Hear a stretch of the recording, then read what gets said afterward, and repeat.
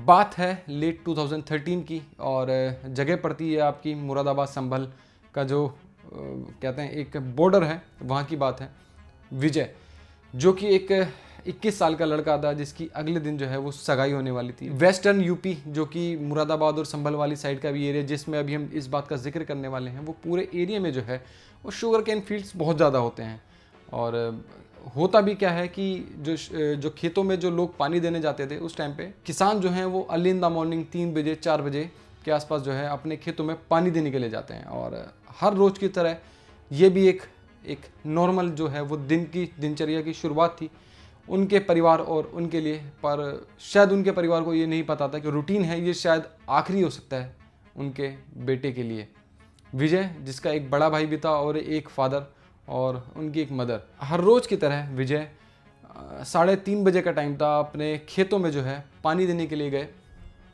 अपने फादर का जो फ़ोन है उन्होंने चार्जिंग पे लगाया और अपना फ़ोन लेके वो वहाँ से अपने खेतों की तरफ चले गए। अगले दिन उनकी सगाई होनी थी तो उन्होंने सोचा कि सबसे पहले अपने जो रोज़मर्रा के अपने फील्ड्स के जो काम है, अपने खेतों के जो काम है, पहले वो निपटा देते हैं। और शायद ये उनकी किस्मत में आखिरी बार उनके परिवार से मिलना लिखा था। सुबह 3:30-4 बजे का टाइम था जब वो अपने घर से अपने खेतों की तरफ निकलते हैं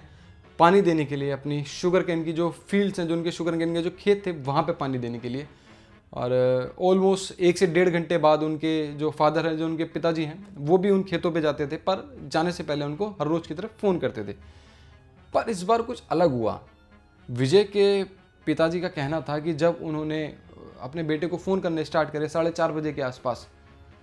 तो बेटे ने ऑलमोस्ट आधे पौने घंटे तक फ़ोन नहीं उठाया। जब उनके पिताजी ने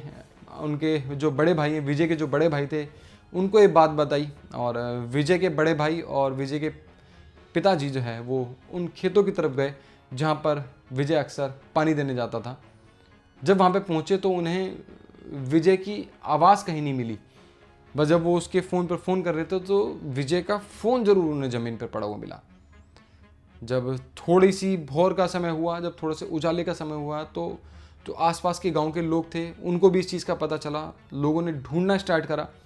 क्योंकि जो गन्ने के जो खेत होते हैं ना बहुत ज़्यादा डेंस होते हैं और वो इतने डेंस होते हैं कि आप 2 मीटर छोड़िए 1 मीटर बाद भी उसके अंदर का क्या हो रहा है आप नहीं देख सकते इस चीज़ को।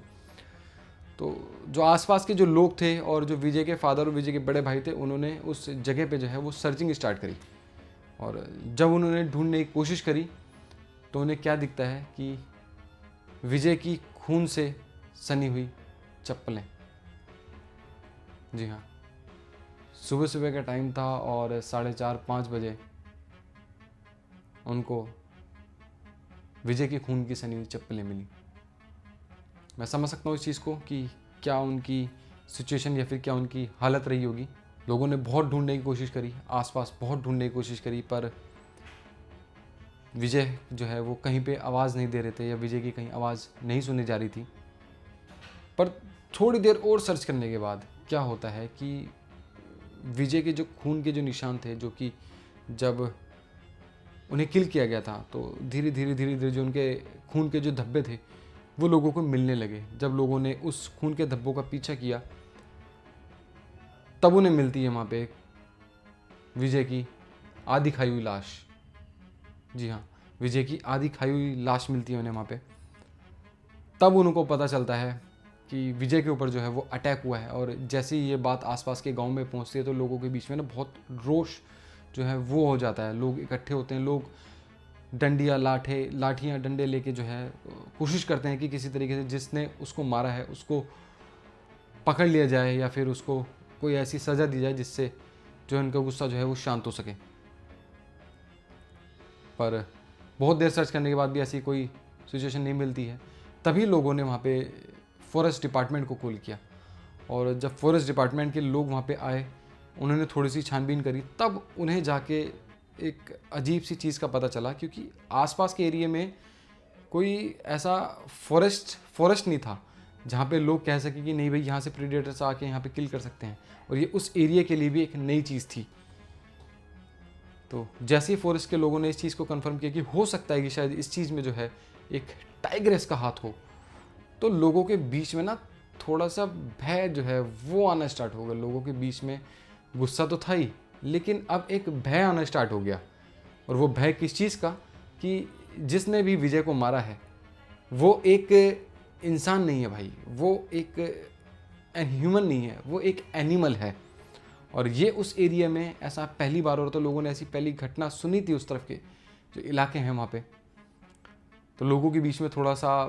गुस्सा भी था, लेकिन थोड़ा सा डर भी बैठना स्टार्ट हो गया था। ये बात थी 29 दिसंबर 2013 की।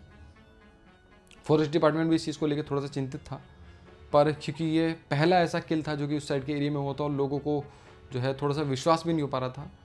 पर फिर भी फॉरेस्ट डिपार्टमेंट ने इसे थोड़ा सा गंभीरता से लिया। अब क्या होता है कि उसके जस्ट एक वीक बाद, यानी कि 5 जनवरी, यानी कि 5 जनवरी सन 2014 को फिर से एक किल होता है। सेम वही पैटर्न, सुबह का टाइम था। राजीव बिश्नोई जी जो कि ऑलमोस्ट 33-34 ईयर्स के थे, अपने बेटे के साथ वो अपने खेतों पे जाते हैं, वही अपने रोज़मर्रा के काम के लिए, जो कि खेतों में पानी देना होता है या फिर बाकी सब चीज़ें चेक करनी होती है कि खेतों में कोई कीड़े वगैरह तो नहीं लग गए हैं फसल में। तो वो देखने के लिए दिन के उजाले में अपने बेटे के साथ अपने खेतों में गए, पर शायद उनके घर वालों को ये नहीं पता था कि ये शायद एक आखिरी जो है वो दिनचर्या का काम हो सकता है राजीव जी के लिए। और ये जगह होती है आपकी चंदेड़ी, अकबरपुर। एक चीज़ सोचने की बात थी जो कि आगे जाके आप इस चीज़ को कनेक्ट कर सकते हैं कि एक टाइगर जो कि 150 से 200 किलोमीटर का सफ़र जो है वो तय करता है, वो भी उन जगहों से होके जो कि रास्ते नहरों से जाते हैं, नदियों से जाते हैं, हाईवे से जाते हैं, और लोगों के जो रहने के इलाके हैं उनसे जाते हैं, गांव से जाते हैं, खेतों से जाते हैं और शहरों से भी जाते हैं। तो आप इस चीज़ को भी लास्ट में रिलेट कर पाएंगे कि ये स्टोरी इतनी मतलब थ्रिलिंग क्यों है, ये स्टोरी इतनी अपने आप में सवाल क्यों खड़े करती है, अपने आप में ही एक वाइल्ड लाइफ को लेके इतने सारे क्वेश्चंस कैसे रेज हो सकते हैं इसके अंदर। और राजीव बिश्नोई जी जब अपने खेतों में पानी देने गए या फिर अपने खेतों में चेक करने गए कि कुछ ऐसी चीज़ की कमी तो नहीं है मेरे खेतों में, तभी टाइगरस ने एम्बुश करके उनके ऊपर जो है वो हमला कर दिया। उनके जो बेटे थे वो सिर्फ देखते रह गए। जस्ट थोड़ी सी दूरी पे ही जो फादर उनके काम कर रहे थे और उनका बेटा उन्हें देख रहा था कि कैसे एक टाइगरस आई और उनका हंट करके उन्हें वहाँ से ले गई। जब ये बात जो है फॉरेस्ट डिपार्टमेंट्स को पता चली तो बहुत हड़कंप सा मच गया। बहुत ज़्यादा जो टेंशन थी वो फॉरेस्ट डिपार्टमेंट के बीच में भी आ गई और लोगों के बीच का जो डर था वो अब और ज़्यादा बढ़ने लगा, क्योंकि इस तरीके की जो पैटर्न्स किलिंग है, ये 2 पैटर्न किलिंग्स हो चुकी थी और ऐसी घटनाएं ना ही उस इलाके में पहले कभी हुई थी और ना ही लोगों ने कभी उस तरफ के जो एरिया वहाँ पे सुनी थी। तो लोगों के लिए भी एक बहुत नई चीज़ थी और जिससे लोगों के बीच में ना जो एक डर था वो व्याप्त होने लगा था। तो अब होता क्या है कि जब ये घटनाएं हो गई हैं तब उसके बाद वहाँ पे जो है वो दुधवा नेशनल पार्क और कॉर्बेट नेशनल पार्क से जो है वो जो पूरी टीम्स है वो बनाई जाती है और वो एक्सक्लेट करने के लिए इस ऑपरेशन को वहाँ पे भेजी जाती हैं। साथ में पहली बार वहाँ पे जो है वो ट्रैप्स वगैरह लगाए जाते हैं और जो पब्लिक अनाउंसमेंट है वो वहाँ पे स्टार्ट कर दी जाती है ताकि लोगों को इस चीज़ के बारे में अवेयरनेस रहे कि जहाँ पर वो अभी रहें वहाँ पे उसके आसपास ये भी एक ऐसी टाइगरस घूम रही है या फिर एक ऐसा टाइगर घूम रहा है जो अभी हंट पर है, ताकि लोग उस चीज़ से जो है वो बच सकें, उस चीज़ के बारे में अवेयर हो सकें। अब क्या होता है कि जैसे ही फॉरेस्ट डिपार्टमेंट के लोगों को थोड़ा सा जो है इस चीज़ के बारे में लीड मिलनी स्टार्ट होती है तो अचानक से 7 जनवरी, ठीक यानी कि उसके 2 दिन बाद, 7 से 8 जनवरी, 2 से 2 या 3 दिन बाद, जहाँ पर ये सारे ऑपरेशंस चल रहे थे, जहाँ पे सर्चिंग टीम लगी हुई थी, ठीक उससे थोड़ी सी दूरी पर अकबरपुर जो कि मुरादाबाद का इलाका है, फिर से वहाँ पे एक किल होता है। तो फॉरेस्ट डिपार्टमेंट के लोग थे भाई, वो उस चीज़ को सोच के बहुत हैरान रह गए, क्योंकि जस्ट उनसे 400 से 500 मीटर की दूरी पे ही जो ट्रैकर्स थे, जो ट्रैप्स थे वो लगाए गए थे। और जब वहाँ पे फॉरेस्ट डिपार्टमेंट को पता चला कि उनकी जस्ट थोड़ी सी ही दूरी पे फिर से एक टाइगर अटैक हो गया, तो लोगों के बीच में अब बहुत ज़्यादा डर बैठ गया। शोभा जो कि 18 साल की एक लड़की थी, उसके ऊपर उस टाइगरस ने हमला करा। सेम वही पैटर्न, सेम वही अपने खेतों के पास जाते हुए लोगों पर जो है हमला करके, घात लगा के जो है हमला करना, और हाफ बॉडी ईटन वाला जो पैटर्न था वही सेम पैटर्न इसमें भी जो है वो देखा गया। जब ये बात जो है वहाँ के लोकल लोगों को और पता चली कि सेम वही पैटर्न में जो है ये थर्ड किलिंग भी हुई है। तो अगर आप लोग पहले के जो ज़माने के जो लोग थे उनसे अगर आप पूछेंगे कि पहले के ज़माने में अगर कोई अफवाह भी उड़ती थी तो कैसे पूरे गांव के गांव जो है वो इकट्ठे हो जाते थे पूरे, पर इस चीज़ में जो है गांव वाले भी कुछ नहीं कर सकते थे, क्योंकि वो एक ऐसे प्रीडेटर का सामना करने वाले थे जो कि एक ना ही जानलेवा था, बल्कि एक ऐसा था कि जो ऑलरेडी 3 किल अब कर चुका है। तो ये उनके लिए एक बहुत बहुत बड़ी समस्या जो है वो होने वाली थी। इस चीज़ के बाद क्या होता है कि वहाँ पर जो है अब जो ह्यूमन डेमोज हैं वो लगा दिए जाते हैं खेतों के पास में, जो यूएवीज है, जो ड्रोन्स हैं, अब उसका इस्तेमाल जाने लगा था, और जो एलिफेंट्स वगैरह थे उसका भी इस्तेमाल करना जाने लगा था, जो कि उस टाइम पे नॉर्मल बिल्कुल भी नहीं था। जो फॉरेस्ट डिपार्टमेंट है वो भी अब इस चीज़ को सोचने मजबूर हो जाते कि जहाँ पे हमने ये सब चीज़ें लगाई थी, ये सब वॉच टावर्स वगैरह लगाए थे और जो ट्रैप्स वगैरह लगाए थे, उसके बाद भी ये सब चीज़ें कैसे हो रही हैं। अपने जो आसपास के जो गांव वाले थे जिन्होंने आज तक इस तरीके की पैटर्न किलिंग कभी देखी भी नहीं थी, और शायद अपने आसपास के इलाके में कभी इस तरीके की जो किलिंग्स थी वो कभी सुनी भी नहीं थी। ये जो दोनों चीज़ें थी ना, ये गाँव वालों के बीच में और फॉरेस्ट डिपार्टमेंट वालों के बीच में एक थोड़ा सा ना भय का माहौल बना दे रही थी, क्योंकि अभी वो उस प्रीडेटर को ढूंढ रहे हैं जिसको उन्होंने अभी तक देखा भी नहीं है। इस किल तक भी जो फॉरेस्ट डिपार्टमेंट वाले थे उन्होंने उस प्रीडेटर को देखा ही नहीं था, ना ही उसके कोई ऐसे सुराग मिले थे। तो ये चीज़ इस जो स्टोरी है वो उसको और थोड़ा सा जो है वो रहस्यमय बनाती है।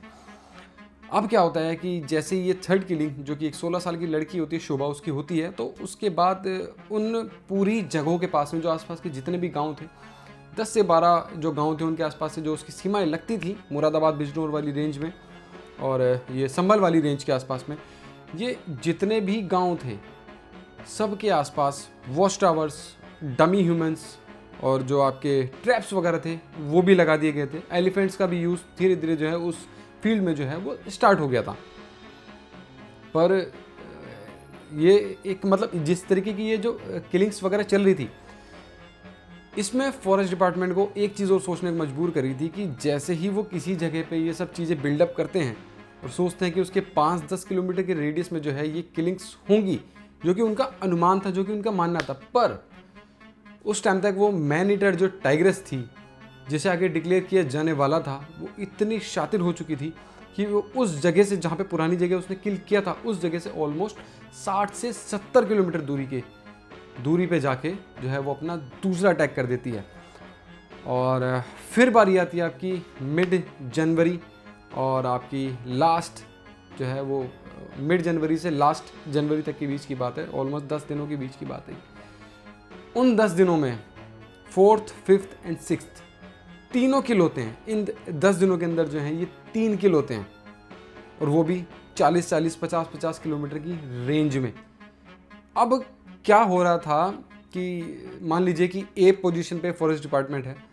उन्हें पता है कि बी पोजीशन तक जो है वो अभी इस चीज़ को जो है वो मेज़र कर सकते हैं कि यहाँ तक ये जा सकते हैं, यहाँ तक वो प्रिडिक्ट सोच रहे थे कि ऐसा हम कर सकते हैं। पर वो टाइग्रेस उस ए पोजीशन को छोड़िए, उस बी पोजीशन को छोड़िए, सी को छोड़िए, उस डी पोजीशन तक पहुँच जा रही थी, जो कि उस जगह से ऑलमोस्ट 80 किलोमीटर्स था। और अब वो मुरादाबाद की रेंज क्रॉस करके पहुंच चुकी थी बिजनौर की रेंज में। और जब ये किलिंग्स, इन 3 किलिंग्स के बाद जो है जब ये किलिंग्स हुई, तो वो पूरी जो बेल्ट थी जहाँ से ये जो किलिंग्स स्टार्ट हुई थी, संभल से लेके आपकी अकबरपुर और आपका इसके बाद कांठ वाला एरिया और ये दूसरी जगह जहाँ बिजनौर वाले एरिया में जो किलिंग्स वगैरह हो रही थी, तो अब ये पूरी बेल्ट में ना एक खौफ जो है वो बैठ गया था लोगों के बीच में। लोग अपने जो दिनचर्या का काम है वो अर्ली इन द मॉर्निंग में और शाम के टाइम में करने में बहुत ज़्यादा बच रहे थे। और इसमें ऐसा नहीं था कि सिर्फ जो मेल हैं सिर्फ उनकी ही किलिंग्स हो रही थी, इसमें जो फीमेल्स थी उनकी भी किलिंग हो रही थी। और वही सेम पैटर्न था टाइग्रेस का, घात लगा के शुगर केन जो खेत हैं उनके पास में बैठ के जो है वो हमला करना। खैर अभी तक जो है वो 6 किलिंग्स हो चुकी थी, और फॉरेस्ट डिपार्टमेंट जो टाइग्रेस था उसे पकड़ने में या फिर उसके बारे में कुछ भी ऐसी इन्फॉर्मेशन निकालने में बिल्कुल अभी तक नाकाम रहा था। ऐसा नहीं था कि वो कोशिश नहीं कर रहे थे, पर शायद इस बार उन्हें एक स्टेप बेहतर, जितना वो सोच रहे थे उससे बेटर जो है वो टाइग्रेस मिल गई थी। और इन 6th किलिंग के बाद क्या होता है कि उस टाइग्रेस को जो है वो मैन ईटर का जो है वो नाम दे दिया जाता है और ऑर्डर पास कर दिए जाते हैं जो शूट एट साइड के होते हैं।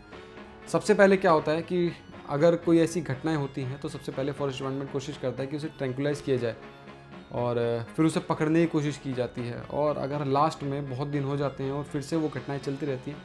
तब वो बिल्कुल लास्ट ऑप्शन होता है कि फॉरेस्ट डिपार्टमेंट इस चीज़ को सोचने मजबूर होता है कि क्या अब ये जो भी प्रेडेटर है, चाहे वो लेपर्ड है और चाहे वो टाइगर है, क्या अब इसका किल किया जाना ज़रूरी है। तो इन 6 किलिंग्स के बाद जो है फॉरेस्ट डिपार्टमेंट ने फाइनली जो है वो तय कर लिया कि टाइग्रेस को जो है वो मैन ईटर घोषित कर ही देना पड़ेगा।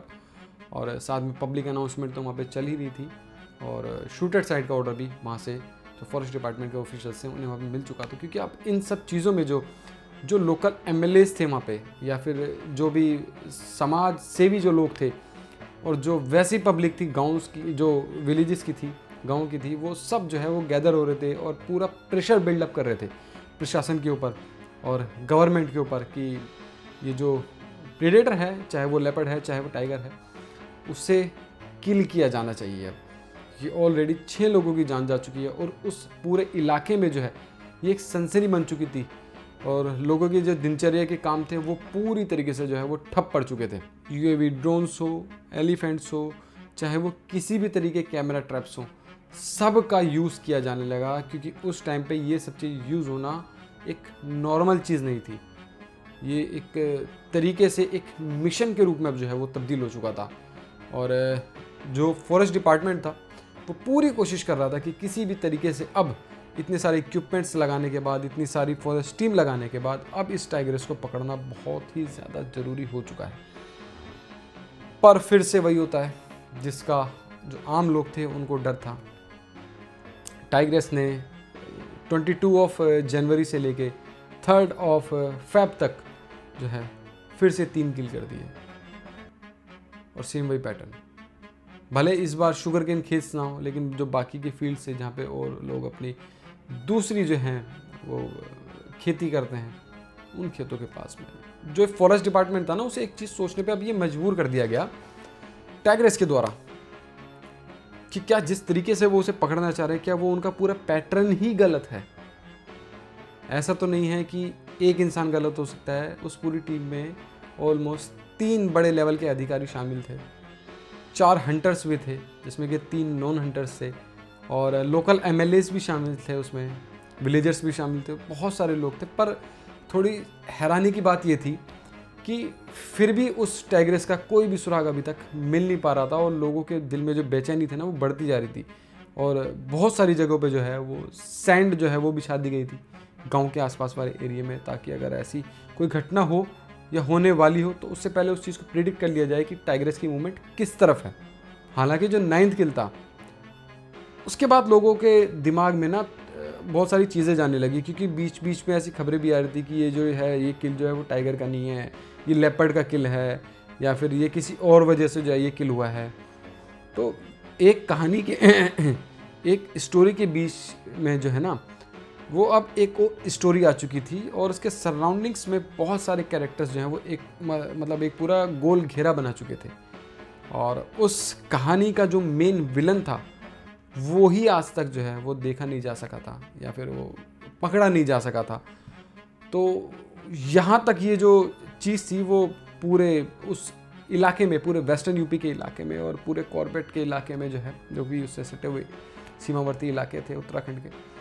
उनमें एक डर का माहौल बैठ गया। लोग अपने जंगलों में दिनचर्या के काम निपटाने जा सकते हैं, गाँव के पास अपने खेतों में अपने जो काम हैं उन्हें निपटाने नहीं जा सकते हैं।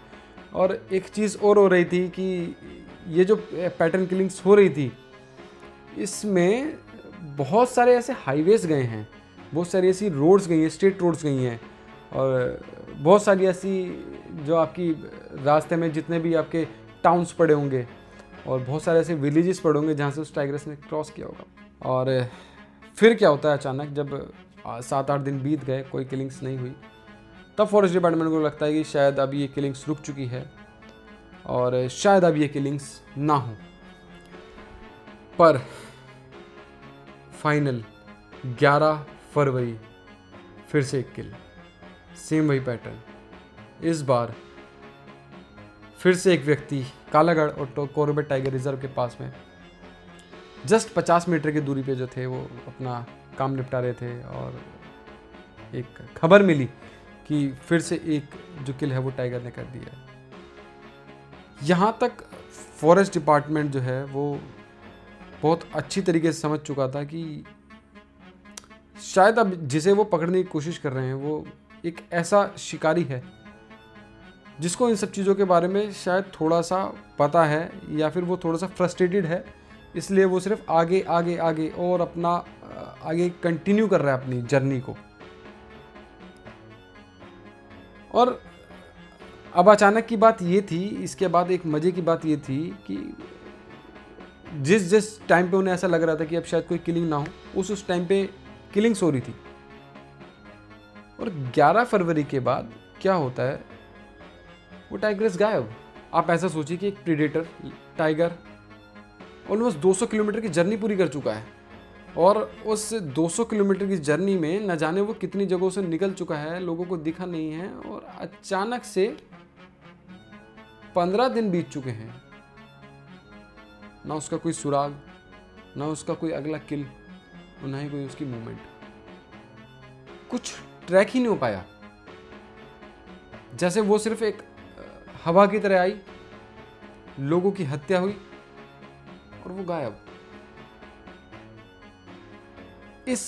वजह से इस स्टोरी का नाम जो है वो पड़ा द मिस्टीरियस क्वीन टाइग्रेस, क्योंकि जैसे वो आई थी वैसे ही वो गायब होगी। ना उसका पता चला, ना उसकी कोई खोजबीन के बाद भी उसकी कोई ऐसी चीज़ मिली, कोई तस्वीर मिली, कोई उसके ऐसे निशान मिले जिससे लोग पहचान पाए कि नहीं यही है। और लास्ट किल के बाद तो फिर जैसे लोगों के माइंड में बहुत सारी चीज़ें जानने लगी, क्या ये जो किल्स हुए वो एक ही टाइग्रेस ने करी या फिर एक ही टाइगर ने करे। बहुत सारे लोगों का ऐसा मानना था कि शायद इसमें बहुत सारे जो हैं वो दूसरे प्रीडेटर भी शामिल हैं। उसके बाद बहुत सारे लोगों ने जो है बहुत सारी अपनी अपनी चीज़ें लिखी, बहुत सारे लोगों ने अपनी अपनी चीज़ कही। कहा जाता है कि उसके बच्चों को जो है ह्यूमंस के द्वारा जो है वो मार दिया गया था, और कहा जाता है कि शायद वो मेंटली डिस्टर्ब थी। मुझे नहीं पता कि इन दोनों चीज़ों में से क्या चीज़ हो सकती है। ये सब चीज़ या तो फॉरेस्ट डिपार्टमेंट जानता है, या फिर आप एक बार मुझे इस कमेंट सेक्शन में जो है वो लिख के बता सकते हैं। खैर, ये थी अभी तक की अपनी पहली वीडियो इस तरीके की, और उम्मीद करूँगा कि शायद आपको ये वीडियो पसंद आई होगी। अगर इस तरीके की स्टोरीज़ आपको और देखनी है, क्योंकि अभी जो पीछे का बैकग्राउंड है शायद आपको वो इतना मैच का ना लग रहा हो, तो कोशिश ये करूँगा कि नेक्स्ट जो वीडियोज़ रहें वो मेरी प्रॉपर जंगल से रहे। अगर आपको एक चीज़ और बता दूँ, जो लोग मेरे मेन चैनल पे नहीं हैं, देसी अंग्रेज़, वो जाके वहाँ की थ्रिलिंग वीडियोज़ वगैरह देख सकते हैं। और जो लोग मेरे इस चैनल पे स्टोरीज़ देखने के लिए आए हैं तो वो यहीं पे स्टे कर सकते हैं। खैर, मिलते हैं अच्छी सी एक नेक्स्ट वीडियो में। और अगर आप लोगों के दिमाग में भी कोई ऐसी स्टोरी हो तो आप मुझे मेल कर सकते हैं, मेरी मेल ID डिस्क्रिप्शन में है। और चैनल को ज़रूर सब्सक्राइब कीजिएगा इस तरीके की वीडियोस देखने के लिए। Till then bye bye, take care, और मिलते हैं अच्छी सी एक नेक्स्ट वीडियो में।